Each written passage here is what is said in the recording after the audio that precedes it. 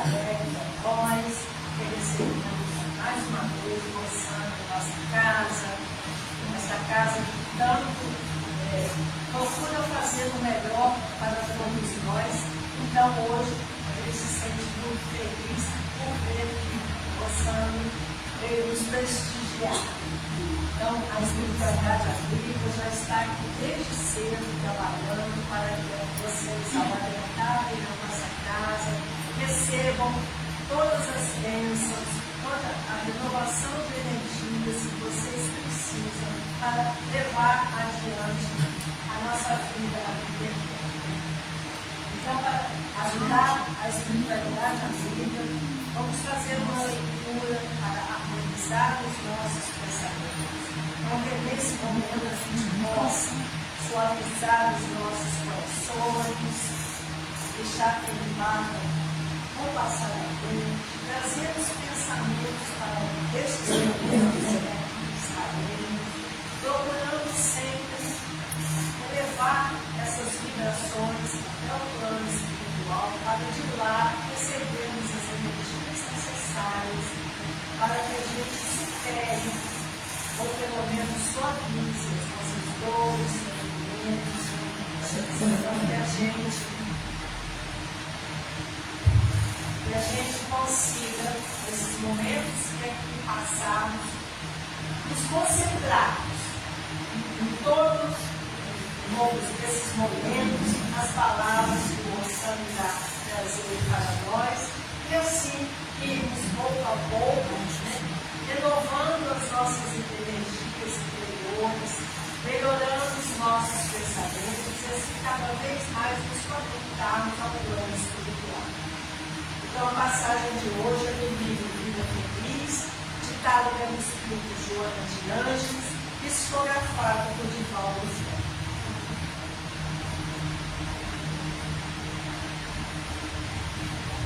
A tua vida possui um alto significado.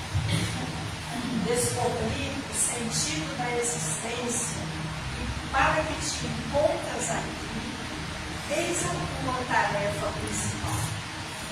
Muitos indivíduos, por ignorância, colocam os objetivos que devem alcançar nas questões materiais. E ao consegui-los, ficam entediados, sofrendo frustrações e tão infelizes quanto aqueles que nada logram. Se observas a questão espiritual da vida, a necessidade de te iluminares com o pensamento divino, toda a tua marcha se realizará segura e frutuosa.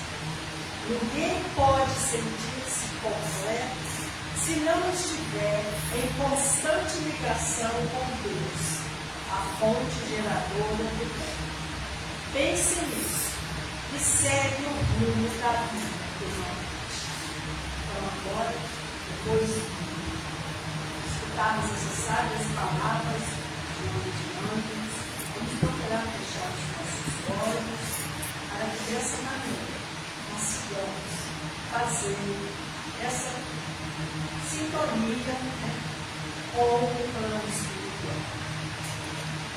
Pedir a Deus, nosso Pai, Jesus, nosso Mestre, a Maria Santíssima, nossa Mãe Celestial, aos benfeitores dessa casa, que tragam para este ambiente, para todos que aqui estão, encarnados e desencarnados, bálsamos de luz e fazeres, iluminando o nosso interior, retirando de todas as nossas células as doenças, os mal-estares que possam estar alojados dentro de nós. Que os espíritos amigos nos ajudem a limpar os nossos pensamentos, a trocar as energias negativas por energias boas, salutares, para que consigamos, ao sair daqui, nos encontrarmos melhores e com Jesus. Sabemos que para isso precisamos renovar as nossas atitudes, conservar os nossos pensamentos no bem. E assim estaremos sempre protegidos pelo plano espiritual. E as bênçãos divinas recaem sobre o nosso fabricante de hoje, para que ele receba as boas intuições do plano superior e consiga dividir o seu conhecimento, o seu saber, a sua experiência todos, e que nós possamos usufruir bem de tudo que aqui escutarmos, colocando em prática ao voltarmos para os nossos lares. E assim, na certeza de que já estamos todos envolvidos por essa luz benfazeja, pedimos a permissão dos espíritos amigos, dos benfeitores dessa casa, para iniciarmos mais uma reunião de divulgação doutrinária em nossa casa. Assim seja, graças a Deus. E agora com vocês, o nosso querido você.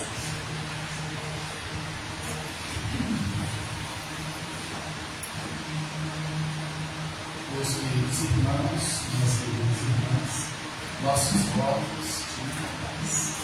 Está todo mundo ouvindo bem? E aí, não? Não vai estar fácil. Abaixo?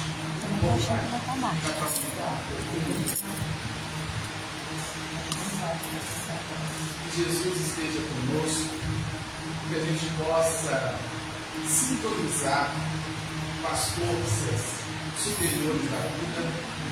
Disse o Mestre, onde houvesse 2 ou mais pessoas reunidas em nome dele, ele estaria presente. Então, com certeza, ele está conosco e é o grande motivo da nossa presença.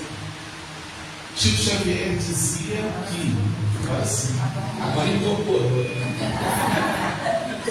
Falou do Chico, meu Deus, está dando uma microfonia. A tecnologia é assim. Tudo ao vivo é assim. A tecnologia é médium, né? Tem uma função também. Mas o Chico dizia que se ele não tivesse encontrado Jesus no Espiritismo, que ele não teria ficado. Né? E que se no Espiritismo dissesse, fora do Espiritismo não há salvação, ele também não teria ficado. Porque é fora da caridade que não há salvação. Eu gosto muito de estar aqui com vocês. Guaçuí, desde criança, é uma segunda casa para mim, porque aqui eu frequentei durante toda a minha infância a casa do tio Gregório e da tia Maria, o pessoal trigo, né? Eu sou trigo, graças a Deus eu não nasci no trigo, seria uma tragédia, roçando o trigo, vocês já imaginam? Mas embora não é roçando, é roçando, né? Mas eu me sinto muito em casa, e onde eu chego, parece que eu estou feliz, encontro os amigos, as amigas, todo mundo. Que bom estar aqui. Obrigado a Cátia, a Leide, a toda a diretoria pelo convite. A temática da noite é a alegria do ser consciente. A humanidade se nos apresenta muito triste. Eu costumo dizer que se retirarmos da terra o álcool, as drogas, os psicotrópicos, os ansiolíticos, eu acho que seria uma tragédia total de imediato, porque infelizmente a grande maioria da humanidade ainda não se sustenta sem determinados recursos legais ou ilegais. Isso é um fato. Tem muita gente que se chegar no final de semana e não tiver uma cervejinha, não passa muito bem. E outros, se não tiver uma cannabis ou outra droga, também tem dificuldade de estar relativamente bem. Mas isso não representa ainda a alegria real do ser. São penduricalhos que a criatura humana utiliza para tentar sobreviver emocionalmente, afetivamente. Ainda não somos criaturas livres. Ainda não vivemos a plenitude do ser. Ainda carecemos. Os medicamentos constituem a presença de Deus na Terra, sim, a farmacologia, a medicina.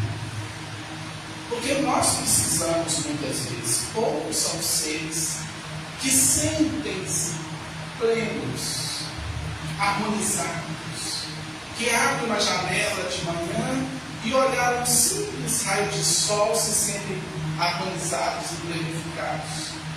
Quase sempre estamos ansiosos, insatisfeitos.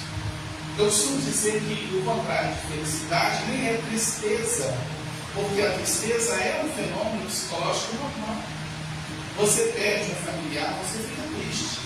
Mesmo sendo espírita, mesmo sendo espírita. A saudade, dizia Chico, é uma dor que bate, que dói nos dois mundos. E a tristeza é perfeitamente normal, na medida certa, no tempo certo. Até Jesus chorou. O menor versículo da Bíblia é: Jesus chorou. Tem um espaço branco aqui, ó. Fique à vontade. Então, o contrário de felicidade não é tristeza. Ficamos tristes. Jesus chorou diante de Jerusalém, que não ouvia sua voz. Jesus chorou diante da morte de Lázaro. Alguns momentos ele chorou e transpirou sangue. Então a tristeza é um fenômeno natural. Uma pessoa que não tem momentos de alguma tristeza pode ser uma pessoa muito rasa. Entre as pessoas muito frívolas e que têm um pouco de tristeza, eu acho que as que têm um pouco de tristeza são mais ricas. Porque no mundo ainda de provas e expiações a caminho da regeneração, como ficar plenamente alegre?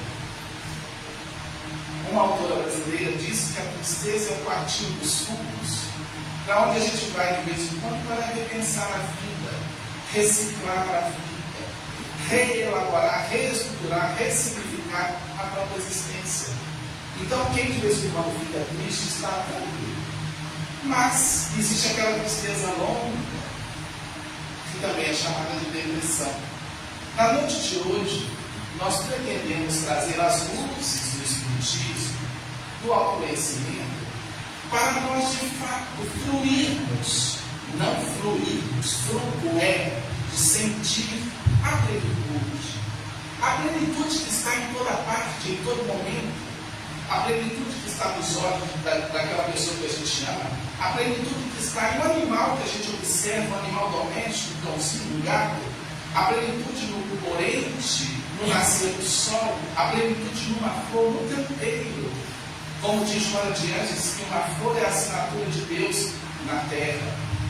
Mas será porque que a humanidade caminha tão fragilmente, tão dependente de tantas muletas, sejam os medicamentos, muletas necessárias, muitas vezes, e provisórias, até atingirmos uma completude maior com a vida, ou as drogas, ou excesso de álcool, em que nós ainda somos seres que temos um universo de abundância, de prosperidade, de riqueza, e nós caminhamos como mendigos emocionais, como mendigos afetivos, como mendigos existenciais. Não tem cabelo, mas cabelo não. Chega.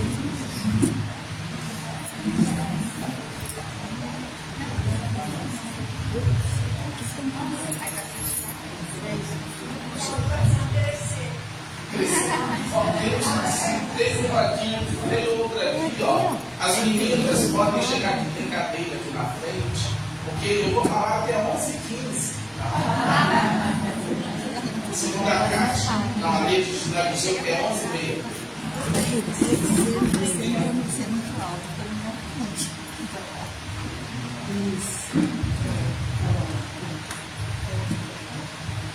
Vamos começar então o entendimento daquilo que nos infelicita, ou daquilo que nos impede de sermos felizes. E eu falo pouco, né? Se deixar o embora, vocês podem levantar a mão, fazer pergunta, questionar, não entendi isso aí como que é. Fiquem à vontade, tá? Mesmo a casa estando cheia, dá para a gente bater essa bola. A gente começa pensando que muito da nossa infelicidade tem a ver com a nossa identificação com a matéria. nós nos identificamos demais, além da conta. Por exemplo, com o povo, quase todo mundo, e falando aqui sobre humanidade, nós espíritas já caminhamos um pouquinho, mas quase todo mundo está profundamente identificado com o corpo. Se o corpo está muito bonito, está mais ou menos, se o cabelo está assim, está assado, claro que a gente tem que se cuidar. Chico Xavier, quando ele começou a usar a peruca, ele foi muito criticado, e ele disse assim, ó, eu uso porque a gente não tem o direito de enfeiar o mundo. Então é claro que a gente tem que cuidar da gente. É claro que a gente tem que se sentir bem também com o corpo. Tudo na medida certa. Por isso que no budismo se fala do caminho do meio. Se eu não dou importância nenhuma ao corpo, eu não estou no caminho certo. Mas se eu acho que eu sou totalmente o corpo, isso é fonte de sofrimento. E muita gente deprime, fica angustiado, porque alguém fez uma crítica, você está um pouquinho gordo, você está magro demais. E também um grande problema é você ter que se enquadrar nas expectativas do outro. Um sinônimo de maturidade psicológica e espiritual é você amar você do jeito que você é e dar o valor exato aos outros. Não coloquemos nossas vidas nas mãos de ninguém em opiniões, e muitas vezes opiniões de pessoas que não nos amam. A gente pode ouvir todo mundo, analisar, seja uma crítica, não sejamos orgulhosos de jamais analisar, mas a opinião do outro, a gente ouviu certa feita de Valdo dizendo, de Valdo Franco, ele diz a opinião do outro tem o valor que a gente dá. A pessoa falou, se você achou que é verdade, trabalhe em você isso. Se você achou que não é, deixa para lá. Muitas vezes nossos inimigos são grandes professores, né? É bom ouvi-los também, mas sempre em sintonia com a consciência. Há muita gente infeliz porque ouviu demais os outros. Eu conheço trabalhadores espíritas que deixaram o trabalho com 2, 3, 4 anos por conta de crítica. Fez uma palestra, alguém criticou. Nós temos que servir a Deus, no sentido profundo, que está na nossa própria consciência. Ouçamos-la à noite, como propõe Santo Agostinho, na questão 919, façamos uma análise sincera, verdadeira, como eu fui hoje. O que eu falei hoje? O que eu pensei hoje? Eu tentei ser um instrumento nas mãos de Deus, dos benfeitores espirituais, o ser do bem. Eu trabalhei em misericórdia. Eu tentei pacificar as coisas. Eu tentei consolar o povo. Como eu fui no meu trabalho, em casa, eu soube ouvir as pessoas, e as pessoas precisam ser ouvidas. Então, essa autoanálise, o que eu falei, o que eu tenho falhado? Eu estou cuidando da minha forma de expressão, da minha forma de falar, de dizer, de manifestar. Tudo isso é energia que sai de nós. Há pessoas que a simples presença faz bem. Um olhar amigo, acolhedor, menos crítico. Há pessoas, por exemplo, que desenvolvem uma criticidade extrema. O que é? Onde chega a ver defeito? Mas essa janela podia ser um pouco mais para cima, esse microfone. Não. Dizem que nosso Chico, eu sinto muito o Chico Xavier nas palestras, porque falando verdadeiramente, é um verdadeiro apóstolo. Depois de Jesus Cristo, São Francisco de Assis e Chico Xavier são as grandes figuras da humanidade. Talvez Chico esteja um pouquinho à frente, não assustam, mas olha a vida, o ministério de luz desse homem, a entrega, a doação. São cerca de 500 livros, quantas mães consoladas, quantas instituições beneficiadas. Um homem que só amou, só serviu. Então Chico é uma referência. Dizem que ele chegou em casa, eu já contei isso aqui há algum tempo, e a ajudante tinha mudado os móveis todos de lugar. E ele não gostou muito da exposição dos móveis, mas não falou nada. Ela pensou, poxa, mudei a casa toda para ele ficar feliz, ele não fez, não falou nada, um elogio. Tempo depois ela olhou e falou assim, você sabe que ficou péssimo isso? Porque esses móveis, casa pequena, casa de pobre, só tem um jeito que os móveis ficam direitinho. Um pouquinho de segunda já estragou a casa. Né? Casa de 4 cômodos, é uma casa muito modesta. Vou voltar tudo para o lugar anterior, porque não está bom. Quando ele chegou à tarde do serviço, ele olhou e falou: nossa, como a casa está agradável. Ou seja, ele não criticou quando não estava bom, mas elogiou quando ficou legal. E a gente às vezes tem um nível de criticidade a filhos. Essa semana atendi uma pessoa, ela falou: Sam, eu tenho uma dificuldade de conviver com meu pai, eu me esforço, eu sei que eu tenho o dever de viver bem com ele, eu fui passar férias com ele em Marataízes, mas eu fico com ansiedade, porque meu pai é uma bomba, qualquer coisa está ruim, você vai pedir uma chave de alguma coisa, ele explode, e eu ando sobre os olhos. É uma mulher inteligente, uma mulher que venceu na vida, madura, mas eu fico mal. E é um conflito perturbador. Estar com meu pai e não me sentir bem, não pode isso, eu amo. Falei: então eu vou te dar uma chave de libertação. Guardemos isso. Amar nem sempre significa se sentir bem perto da pessoa. Porque a gente se sente bem perto de pessoas que são agradáveis. Não dá para ficar bem diante do que é desagradável. Dá para você estar diante de algo desagradável gostando? Não dá. Então, se a pessoa é bruta, é ignorante, é explosiva demais, é seu pai, você o ama, mas não quer dizer que você tem obrigação de ficar super feliz ou bem diante dele. Você vai trabalhar por ajudá-lo, trabalhar a paciência, mas não querer estar o tempo todo dentro significa que você não ama. Eu ouvi uma vez o padre Fábio de Mello dizendo que tem filhos que crescem e somem porque não suportam os pais. Porque os pais pressionaram tanto e tanto e tanto que eles visitam cumprindo o dever. Agora, a gente tem que fazer uma forcinha, porque a gente também não vai ficar sempre convivendo somente com pessoas agradáveis. Mas também não quer dizer eu sou obrigado a me sentir bem. Não. A gente se sente bem com quem é leve, com quem é agradável. Muitas vezes pesa em relação aos pais, porque eles estão na tarefa de educar, e nem sempre o educador agrada, muitas vezes ele tem que puxar a orelha.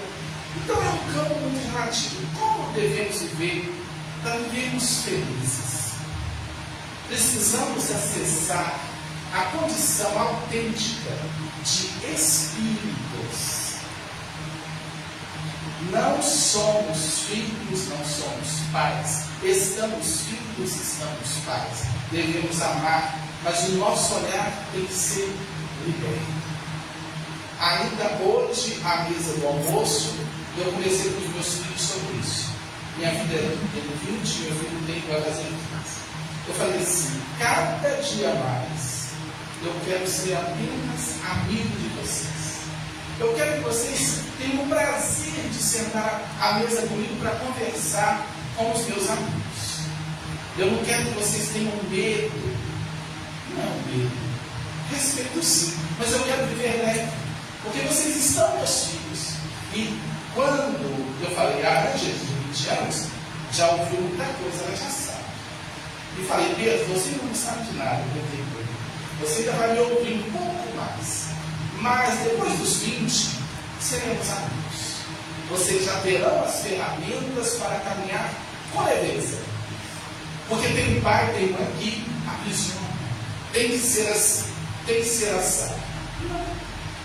Agora, quando você perceber que algo está muito ruim, você tem que sentar e falar assim: observe isso, analise aqui. É um terreno sem dogmas, sem regras fechadas. É um terreno de observação, de estudo, de oração. Orar sempre, pelos nossos filhos. Nós nos identificamos muito com as nossas posses. Ainda tem muita gente que acha que é o que possui. Nós temos 2 milênios de cristianismo, 160 anos de espiritismo, mas tem gente que acha que é o carro que tem, as posses que tem, a mansão que tem, e tudo vai ficar aí. Tudo pertence ao reino daquilo que o ladrão rouba, que a ferrugem carcome e que a traça corrói. Então a gente precisa se desidentificar de verdade. Ah, Rosana, então o Espiritismo combate o dinheiro? Não. O dinheiro é bênção. Tem um livro de Emmanuel que chama Dinheiro. O dinheiro é bênção nas nossas mãos. Pode ser bênção. Isso é dinheiro, isso. Toda a estrutura física dos hospitais, das catedrais, todos os livros sagrados, todos os livros importantes, tudo vem do dinheiro. Então, o dinheiro é uma bênção. Se a gente negar isso, mas onde estiver o vosso tesouro, ali estará o vosso coração. Se o dinheiro for tudo para nós, se o nosso coração estiver nisso, aí é o problema.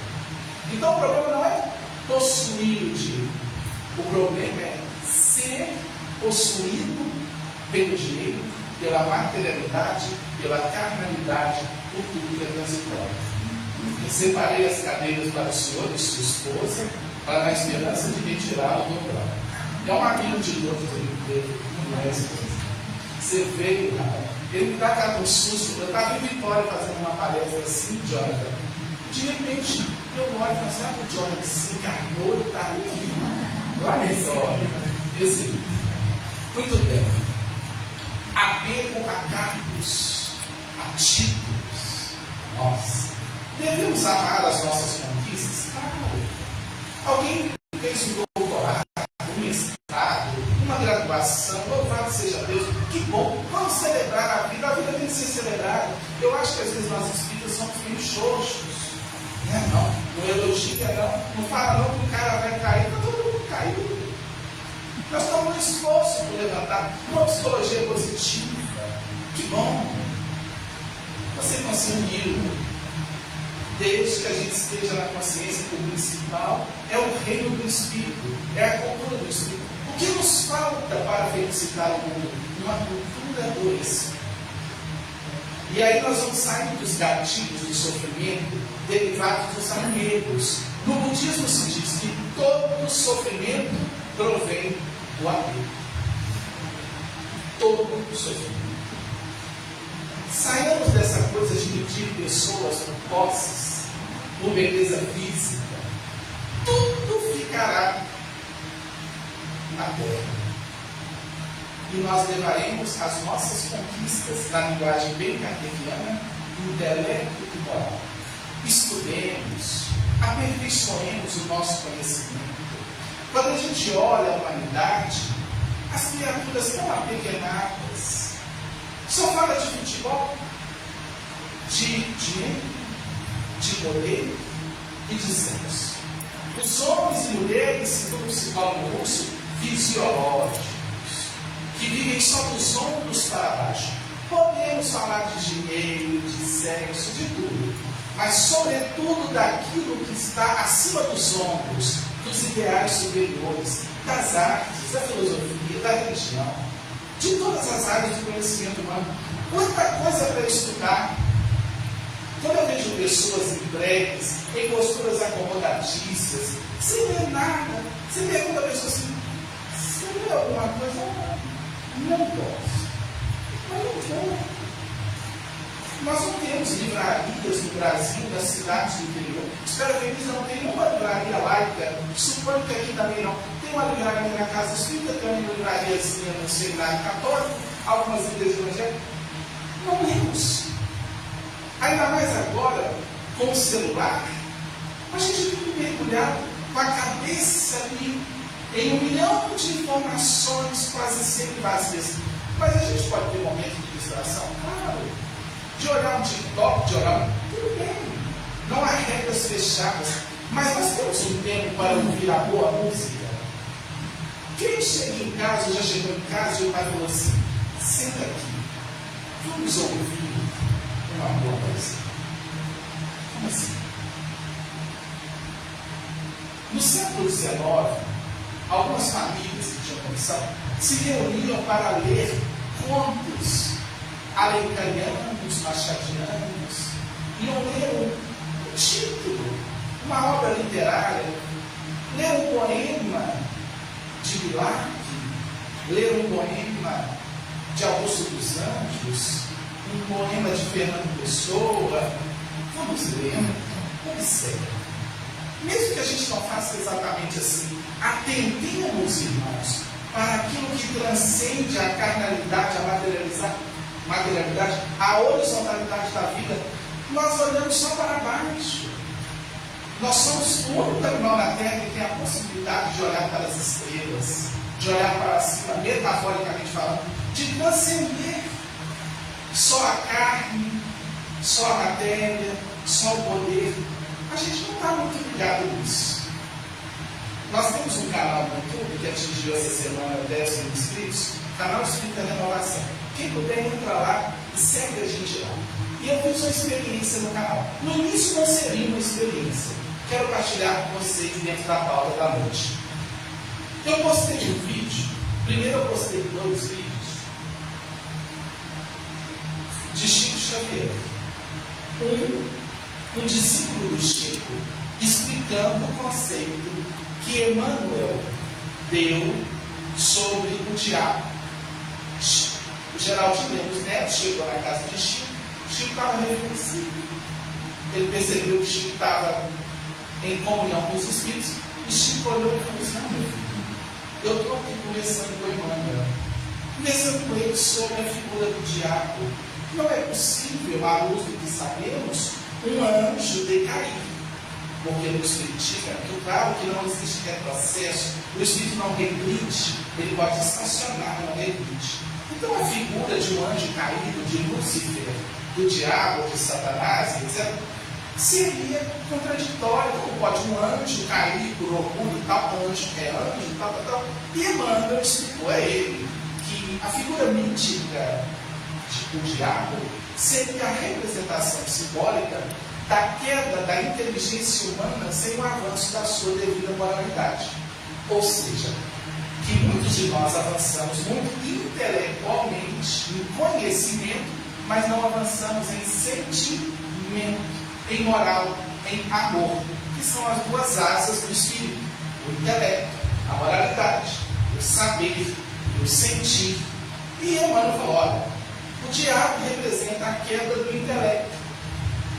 Aqueles espíritos que evoluíram muito intelectualmente, mas não avançaram em sentimento. Seriam os gênios na Terra que desenvolveram a bomba atômica, os aviões de guerra, vamos dizer assim, os vírus no laboratório com algum projeto de maldade. São gênios do intelecto. São satanases, são diabos, aquele que divide, que não ama, do que não ama, divide, do que ama, unifica. E aí eu postei esse vídeo. Em seguida, no mesmo momento, eu postei um vídeo do próprio Chico falando uma mensagem linda de amor. O vídeo da mensagem linda de amor deu em torno de 200 visualizações. O vídeo sobre o diabo, Lúcifer, tem o título de Lúcifer, já está em quase 15 mil visualizações. E aí eu comecei a observar os livros que falam do mal, mesmo no movimento espírita, tantos dias no umbral, sofrimento de cabeça para baixo no umbral, não sei o que, mas vendem igual água. Agora, se um livro propõe um estudo, eu estou dizendo que não tenha valor certos livros, né? Memória de um suicídio é um clássico, né? Mas há uma tendência em nós, por tudo que é negativo. Parece que o negativo estabelece sintonia conosco. Então, quer dizer, nós ainda estamos chumbados nos programas sensacionalistas, nas notícias de guerra. E aí nós vamos entulhando na nossa mente negatividade, estabelecendo sintonia. Ah, mas eu vou viver alheio ao mal que está acontecendo no mundo? Não. A gente pode, de vez em quando, analisar, estudar, guerra aqui, guerra ali. Mas será que nós nos alimentamos do bem? Será que nós temos uma cultura superior buscando uma boa sintonia, boas músicas. Platão que dizia, né, que a música é um perigo para desequilibrar uma sociedade, é só alimentá-la com música ruim, música que nos afasta do divino. E o momento que a gente vive é um momento difícil, né? Porque muito pouca coisa é boa. Bem, caminhando mais um pouquinho. Dentro desse caminho de buscar felicidade, não há felicidade sem transcendência, sem espiritualidade, sem religiosidade. Por quê? Porque a gente é muito frágil. A nossa felicidade material, ela pode tombar no resultado de um exame médico, numa notícia difícil. E qual é o caminho que nós temos para começar a viver felizes, mais harmonizados, já na Terra? A gente precisa amplificar nossa visão sobre Deus. Começamos por aí. Como vemos Deus? Quem é Deus para nós? Que interpretação eu tenho da divindade? Será sempre incompleta. Mas como é esse ser? Um outro caso que eu aprendi, vale a pena narrar. Então, tem muita gente de fora, online. Eu atendi uma pessoa do Nordeste, muito transtornada, muito ansiosa, com muitos medos. Uma pessoa evangélica, mas assistiu algo no canal, começou a nos acompanhar e fez contato. E eu fui avaliando a situação e ela frequentando núcleos, prestem atenção, onde se trabalha muito medo. Ela seguia uma determinada líder religiosa que colocava muito medo. Se você não foi à igreja hoje, ó, o Senhor vai, ó, isso e aquilo. E eu fui observando daquela pessoa cheia das ansiedades. Muito curiosamente, dentro de alguns meses, no processo terapêutico, ela piorou muito porque essa líder desencarnou. A líder desencarnou. E eu comecei a entrar em você e falei assim, você tem muito medo de tudo. Ai, qual o seu medo? Da morte, o inferno, não sei o quê. Tudo bem. Mas será que Deus é assim como você tem pensado? Ah, mas Deus é justo, mas é cruel. Você mandaria uma filha sua para o inferno eterno? Não, jamais. Será que Deus é pior que você? Não é isso. Está na Bíblia. Está no inferno. Então vamos lá na Bíblia, porque a gente tem que estudar de tudo, né, para conseguir conversar com as pessoas. E tem que estudar a Bíblia, você tem que estudar a Bíblia, né? Tem muita coisa boa na Bíblia. Nem tudo que está ali é perfeito, não.Ela foi escrita ao longo de 1600 anos por muitos homens. E tem que passar pelo crivo da razão, tem que passar pelo crivo de Jesus. Tem muita coisa na Bíblia que não passa no crivo do amor de Jesus. O Antigo Testamento se torcia assim, pinga sangue tem passagem. Só que a gente tem um medão, meu Deus, eu vou para o inferno só de falar. Você sabe que a Bíblia foi feita pela igreja? Não foi a Bíblia que fez a igreja. Nossa, em certo momento, a igreja romana se reuniu, escolheu determinados livros, excluiu outros e fez aquilo que chama Bíblia. Significa livros. Livros. A Bíblia protestante tem 63 livros, a católica tem 73. E há muita coisa que não bate com outra.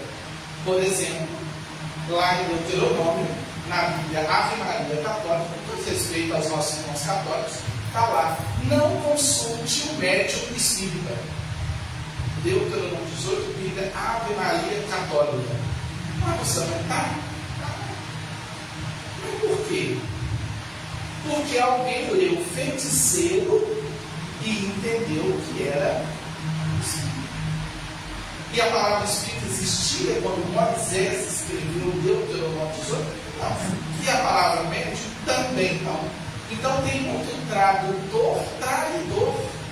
Leu lá Feiticeiro. Quem são seus espíritos? tudo foi de ser macumbeira. Então tem muita coisa ali que não é real, que já passou por traduções e traduções. E a gente pega e fala, aqui está a palavra de Deus de cabo a cabo. Não está. A gente pode fazer um estudo, eu tenho escrito um livro sobre isso, a Bíblia vista com outros olhos. Ah, mas disseram para a gente, disseram. Não. Então vamos estudar. Falta estudo. Né? Falta estudo. Moisés proíbe a comunicação com os mortos. E ele motiva a Silva a ver e conversa com Jesus Cristo. Então ele proibiu numa época, dentro de um contexto, de uma determinada forma, o que Moisés proibiu, os cristãos proíbem. Moisés proibiu ir para os cemitérios, deitar sobre as catacumbas e evocar os mortos para resolver questiúnculas do cotidiano. E a gente faz uma reuniãozinha aqui agora para ver o mundo da Mega Sena. Ou se você viúva vai conseguir um maridão. Ou seja, nada superior. E vem quando Moisés conversa com Jesus, ele ao lado de Elias, que foi João Batista, né? Conversa, mostrando aí uma qualidade da alma. Então, além da ideia de Deus, o Deus justo, eu disse a essa cliente, em Apocalipse, eu te mostro que o inferno tem fim. Porque tem uma passagem de Apocalipse fantástica, que diz assim, que no fim, o inferno e o diabo serão lançados no lago de fogo. Pesquise na sua vida, se você é ateu. Então, tudo ali é simbólico. O diabo é a representação do mal. O inferno é a representação do inferior. O inferno vem de inferior. No final, da nossa evolução relativa, tudo isso vai acabar. Toda maldade, toda inferioridade serão lançadas no lago de fogo. O fogo é o símbolo da purificação. Agora a gente lê isso ao pé da letra e incorre naquilo que Paulo nos alertou. A letra mata o espírito. Falta estudo, falta reflexão. Né? Dentro desse caminho de liberdade, pensemos todo dia na nossa imortalidade. Você vive, pergunte-se, eu vivo como espírito. Eu olho para a vida como espírito. Eu entro no hospital, tenho um entendimento espírita. É uma bênção.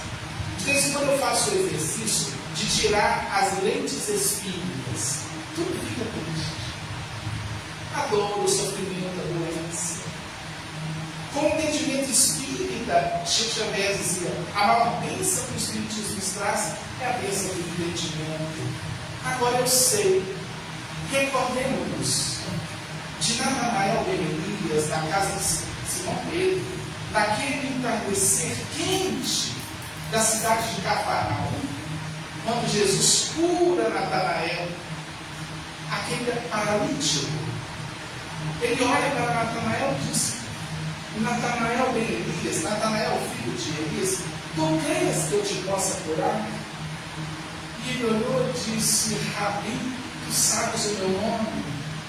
Eu sou o bom pastor, ergo bons pastor sou. Você, Natanael, eu conheço nominalmente todas as minhas ovelhas. Já pensou nisso? Que o Senhor te conhece. Você, mas é possível? Ele é o chefe do planeta. Eu acredito que Ele nos assambarca com a sua aura. Se Ele não conhece assim, Ele nos assambarca com a sua aura. Se você orar e sintonizar, você entra em comunhão com Ele, onde você estiver. Não há mal que resista a essa sintonia. Não importa o seu mal, não importa o que te aflige, não importa o que te domina nesse momento, isso não é nada.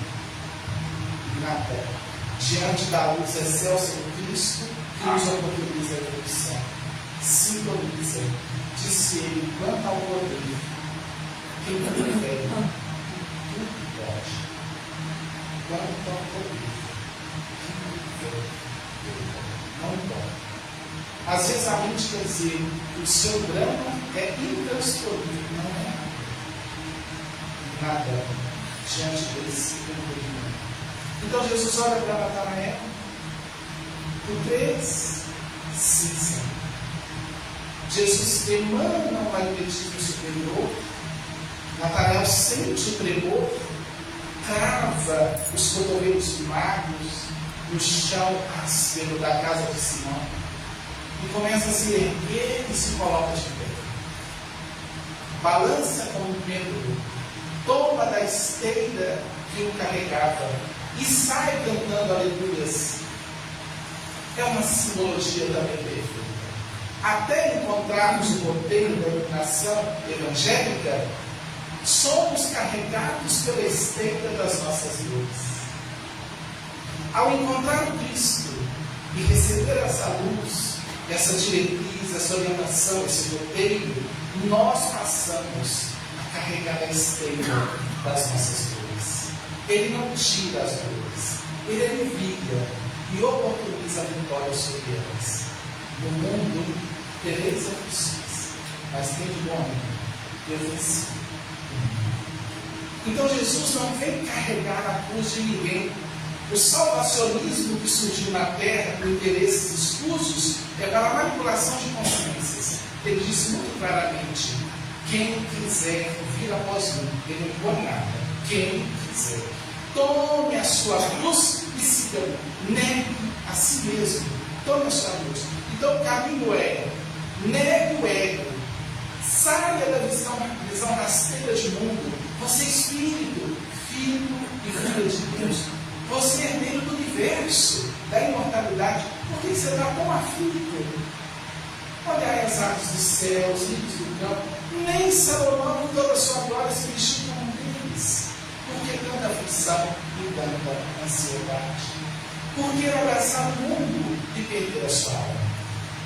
Nesse momento, a cristandade brasileira acompanha para e passo o adoecimento, a depressão do grande líder católico, o padre Fábio de Mello.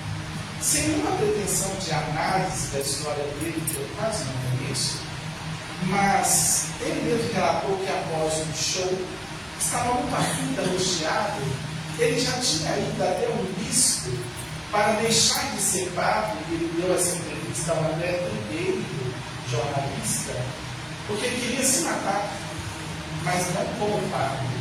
Ele sofre de um processo depressivo muito profundo, muito profundo. Ele tem uma irmã que suicidou, que tinha um vínculo com ele muito profundo, e ele disse que sentia tudo que ela sentia. Hoje eu me senti conversando com o seguinte: quando teve essa irmã desencarnou pelo suicídio, eu fiquei pensando, na possibilidade de alguma interferência, mesmo ele apresentando. Ele disse que é uma depressão genética, que é uma questão de família, que existe também, Então, assim, temos médicos aqui que confirmam isso. Existe também elementos da genética, do processo depressivo, mas eu fico olhando esse outro aspecto. E quando ele desceu desse show, dizendo que olhou para o ônibus muito bonito que ele tinha comprado, e tinha a seguinte frase: de que adianta homem ganhar o mundo e perder a sua paz? E ele se deu conta, ele falou: aquilo era para mim. Ele tinha pedido para pôr a frase no ônibus, e ele falou: eu estou incluso nessa frase. E aí entra um elemento fundamental do estudo de hoje. Temos que ter muito cuidado em abraçarmos muita coisa. Precisamos ter compromissos, mas saber descansar. Então, analisando superficialmente a vida do Fábio de Mello, repito, sem a intenção de investigar nada, mas analisando. Sai de um show, vai para um programa de TV, sai do programa, vai para uma entrevista, sai da entrevista, vai realizar uma missa, e ele mesmo fica nas redes sociais, ele falou, fica acompanhando, é um líder, ele é cantor, ele é escritor, ele é um artista, ele é sacerdote, ele é formado em filosofia, ele tem formação em filosofia, acho que sociologia, ele tem uma formação muito alta. E eu fiquei olhando, tenho orado por ele, a gente nem conhece pessoalmente, mas a gente deve orar, porque ele nos sensibiliza com a sua dor, Outro dia eu estava na nossa reunião de segunda, Acho que a Milene chegou no caderno e falou: está no caderno aqui, Preta Gil. Eu falei: fui eu que coloquei. Eu não conheço a Preta Gil, mas a cor dela pode vir. Eu fico vendo a dor do pai, eu fico pensando e coloco no lugar. Aí eu coloco o nome do meu vizinho que pede, não sei quem que pede, a gente vai pro centro, assim, vai com um monte de nome no celular. Tem a galera dos 6 horas, que não vai ao centro, assim, 6 horas para mim, 6 horas para mim. Então a galera dos 6 horas eu levo o nome e coloco lá. Aí eu coloquei o nome da Preta Gil, porque eu não uma figura carismática, eu não conheço a turma, mas me sensibilizo. Mas eu fiquei analisando a necessidade da gente descansar um pouco, da gente sair, como dizia minha avó, da marafunda da mente.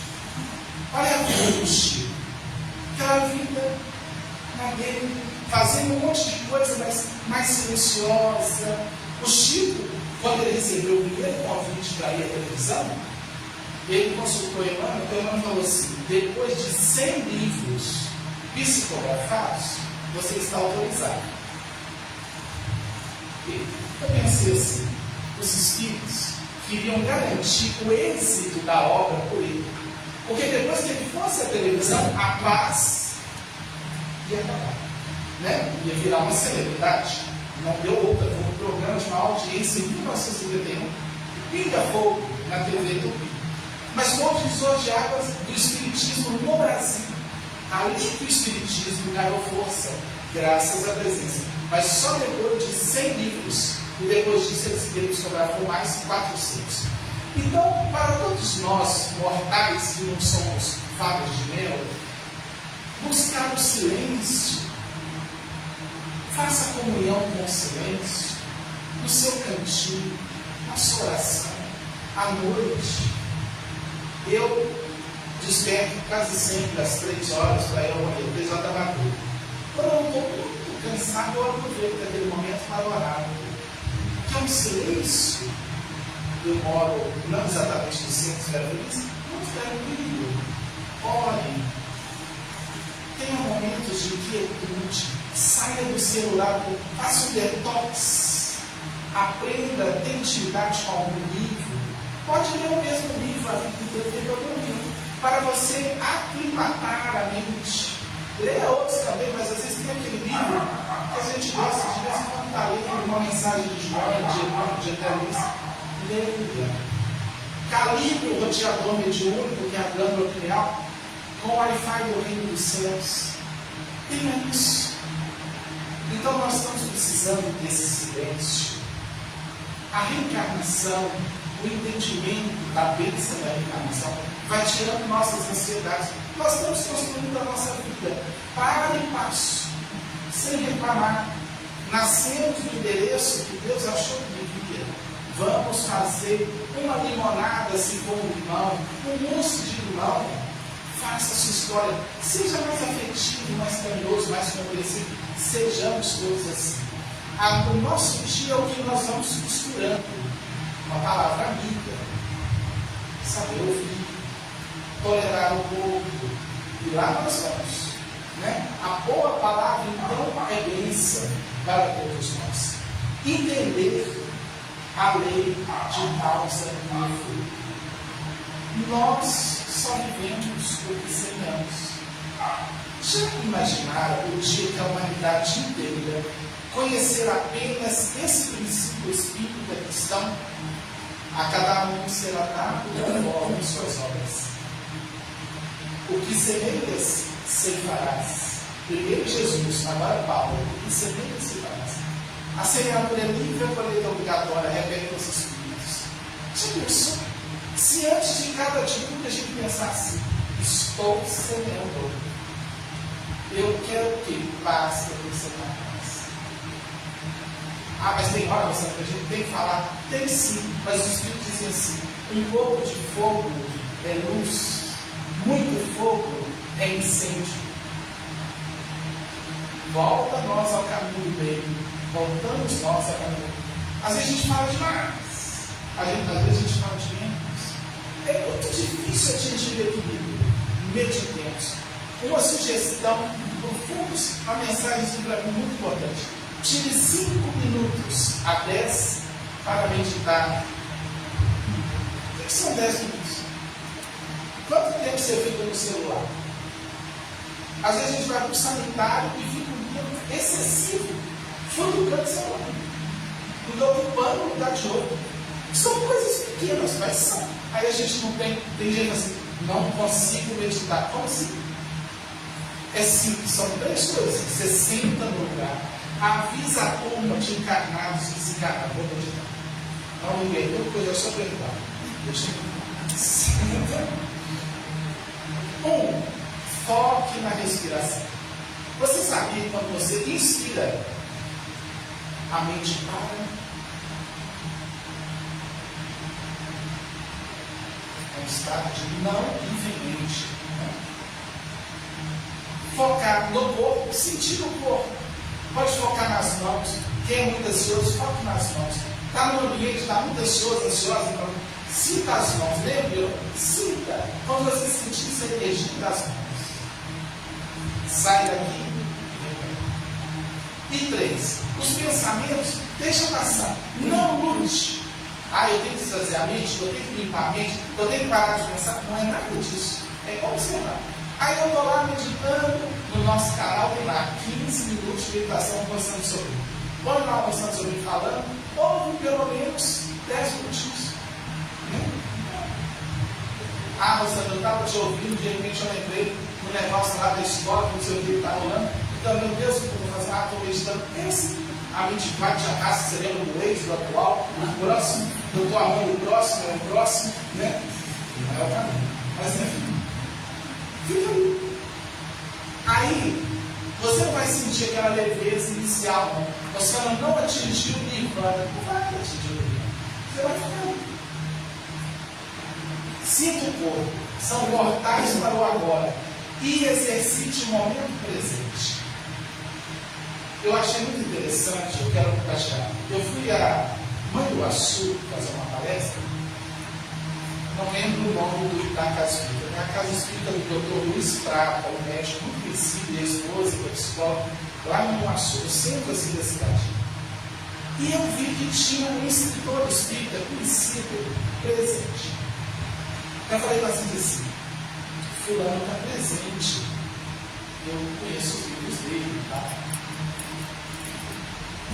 Aí eu fiz a palestra e eu tenho um pouco da percepção extrasensorial, de coisa de mediunidade, sentir as pessoas, né? A pessoa chega, a gente olha, não vê muito não, a gente nem se vê direito ainda, mas eu sinto um pouco as pessoas.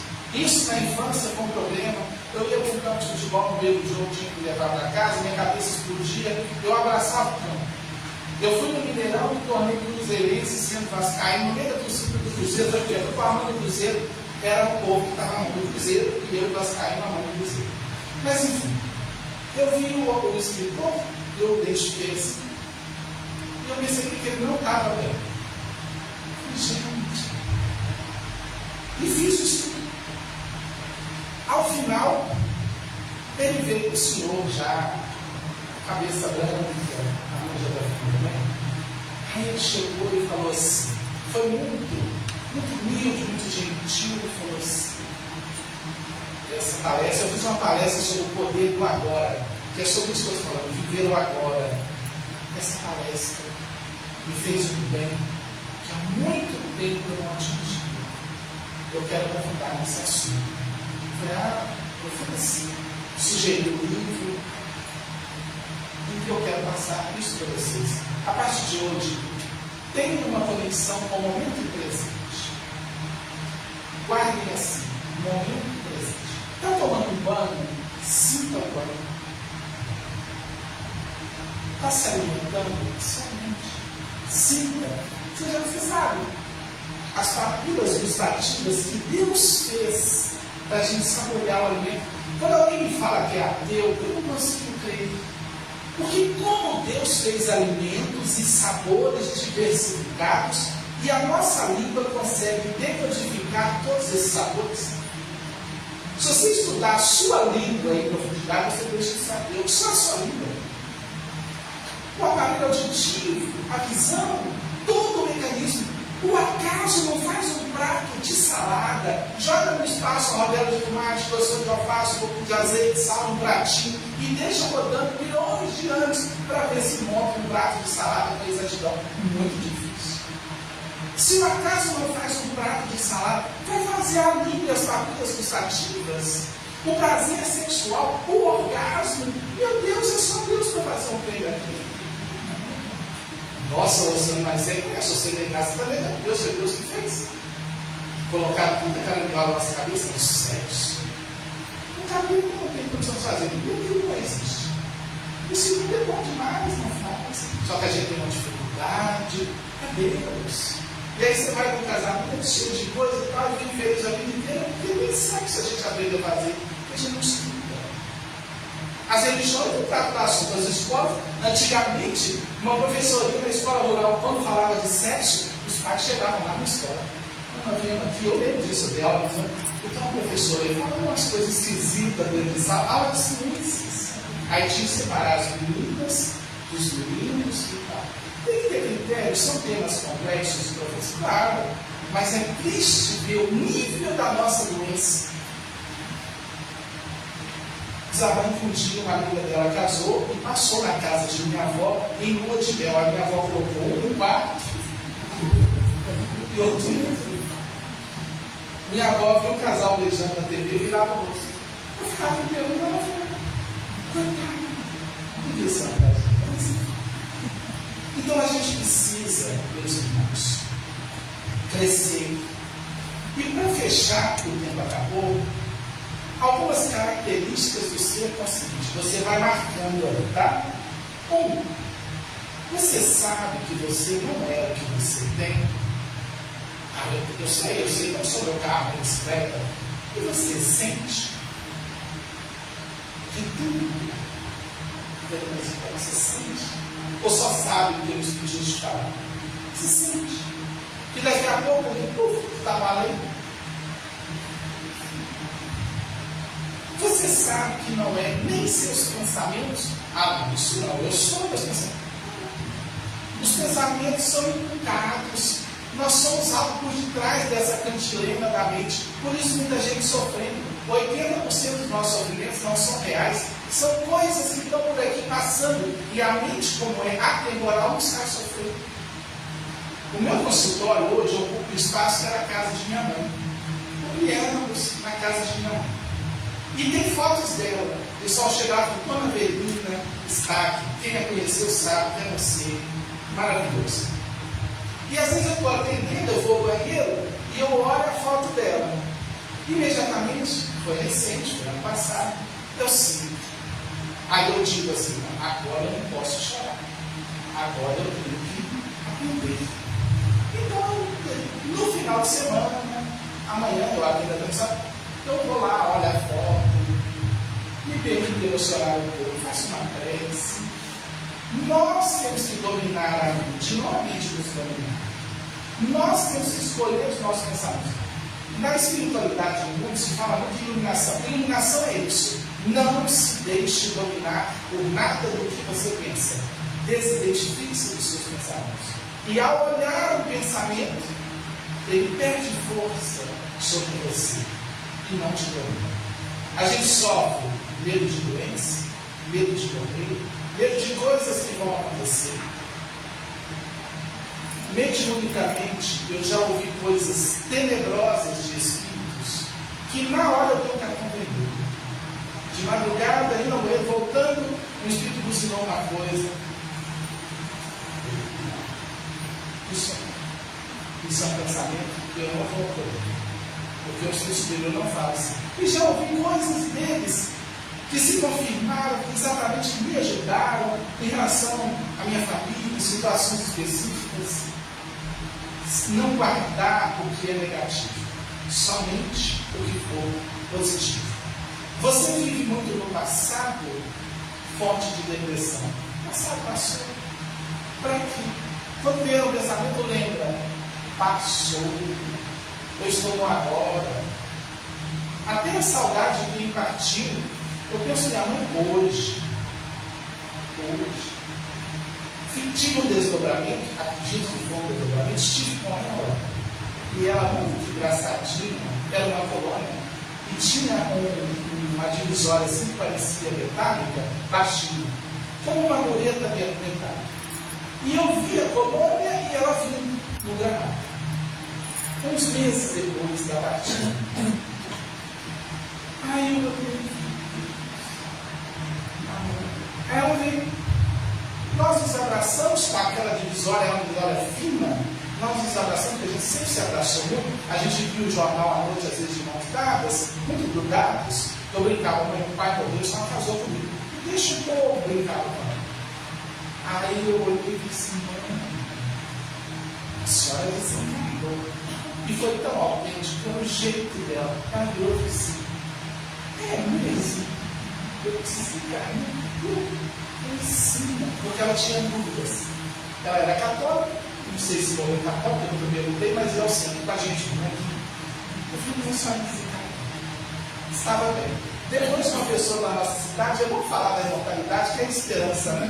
Entrou em contato conosco, com a minha esposa, trabalhou muito tempo com a minha esposa. Falou assim, eu queria contar um sonho que eu tive muito diferente. Eu tenho uma vizinha que é ministra da Eucaristia, e eu estou passando um problema pessoal, e à noite eu sonhei a minha vizinha, chegando com uma senhora que eu não conhecia. A minha vizinha, que está viva, chegando com uma senhora que parecia morta, que eu nunca vi, me visitando à noite. E vieram orar e oraram por mim, falaram que a tarefa delas era orar pelos que sofrem e tal. Isso mais recente. Aí no final eu perguntei, mas quem é a senhora? Aí ela falou, isso contou a vizinha, né? Se foi alguma feijoada que ela comia, não sei. Ela falou assim, eu sou a mãe do Rossano, ele me pediu para vir aqui orar com você.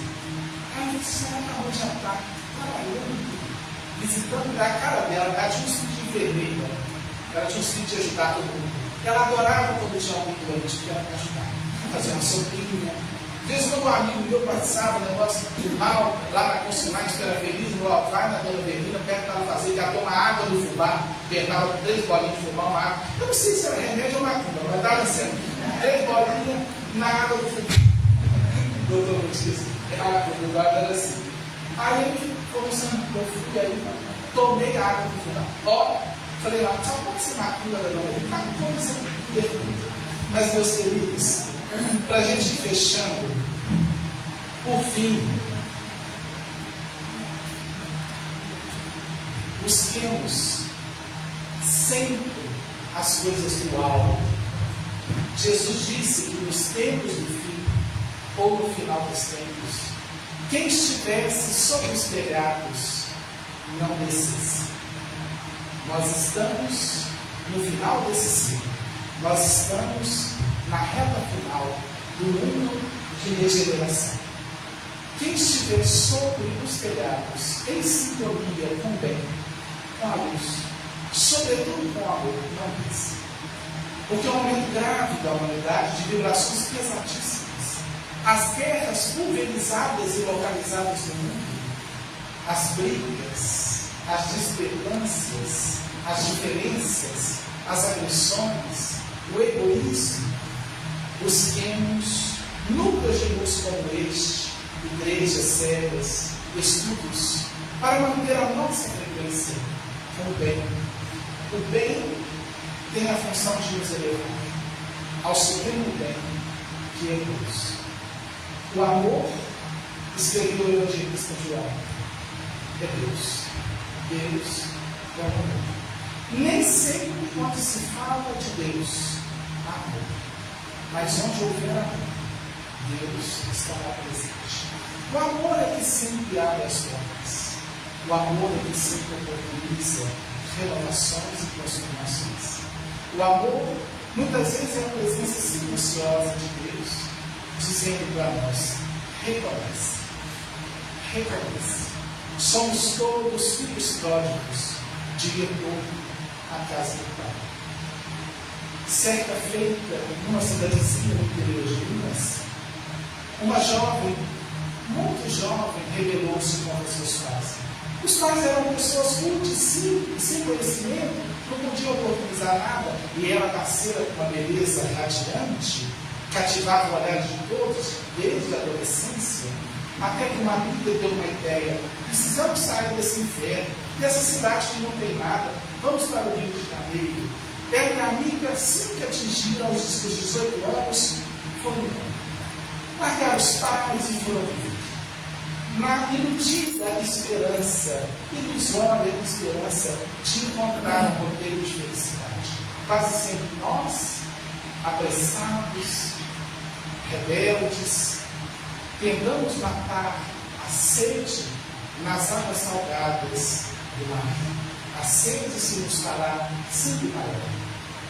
E aquela jovem linda, mais rebelde, depois de um tempo, adotou a prostituição para sobreviver.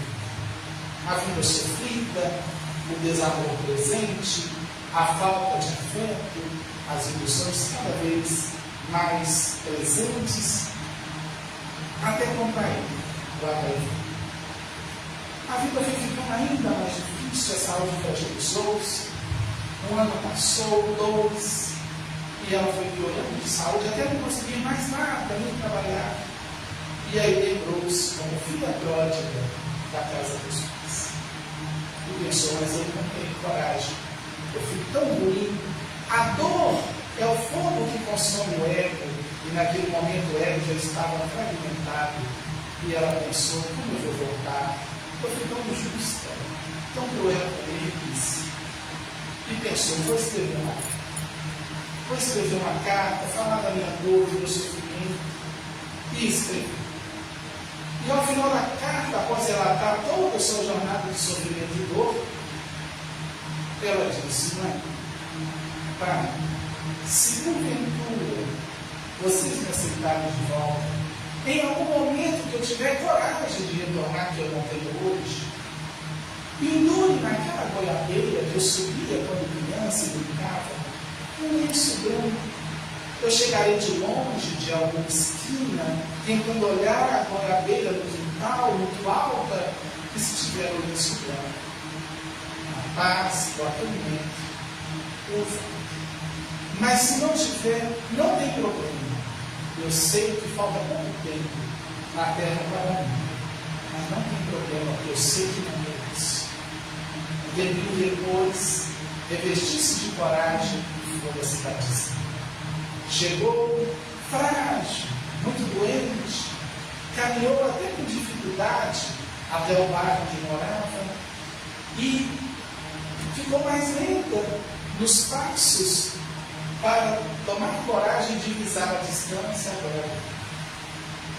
E quando dobrou a esquina, esperando o pior, e vislumbrou a goiabeira, ela viu que não tinha luz. Tinha um grande lençol branco perfurado, tremulando ao vento, dizendo: vem, o amor é a casa que será. Precisamos, meus irmãos, nesses tempos ciclópicos do mundo, de acolher, seja bem-vindo. Há uma música de Moacir que diz: eu não quero saber de onde você vem, nem a cor do seu Deus. Eu só quero saber porque eu que você chama tanto. Então, que a gente acolha, que a gente possa exalar um pouco de amor, acolher as pessoas e dizer: vale a pena, vale a pena.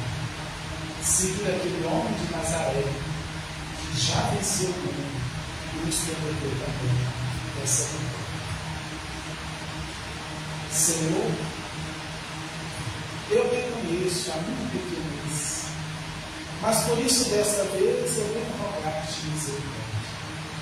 Eu gostaria de ser uma galáxia de estrelas para iluminar a terra inteira, mas se eu não conseguir, eu te quero pedir para ser um brilhante na noite escura, iluminando a treva e a amargura de quem é da escuridão.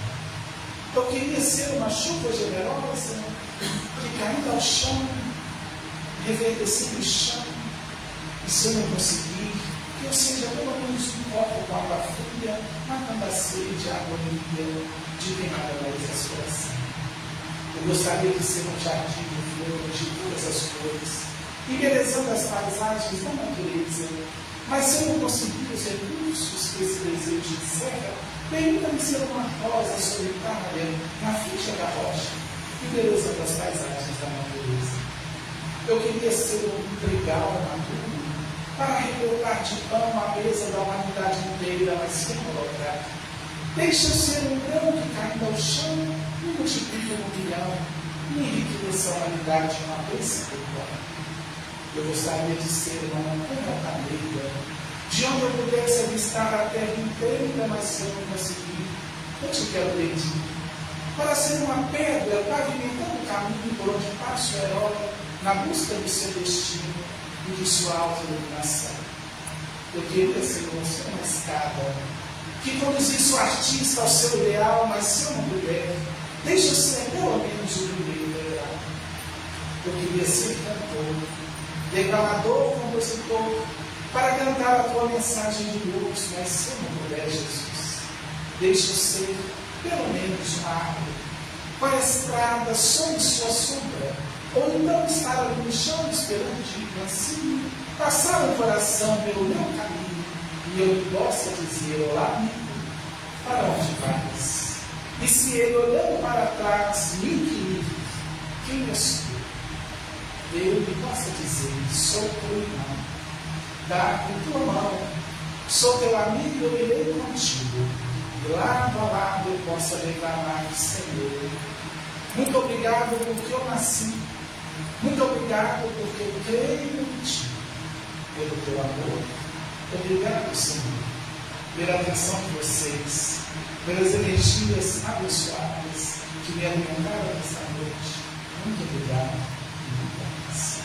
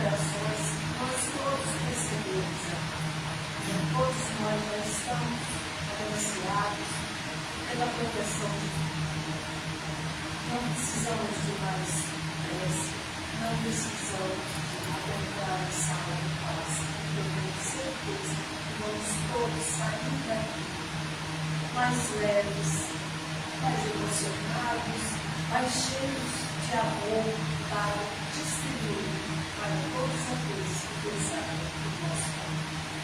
Muito obrigada por mais. Então, eu desejo a todos vocês uma boa noite, um final de semana de muita paz, e que a gente possa colocar em prática todos esses ensinamentos. Essa explosão de amor, de emoção, de sentimentos positivos. Um bom final de semana para todos. E a Cíntia e o Elaine estão abrindo vários livros, inclusive de coração, de outros autores, para quem quiser, conhecer um pouco mais da nossa doutrina, um pouco mais da vida. Tá?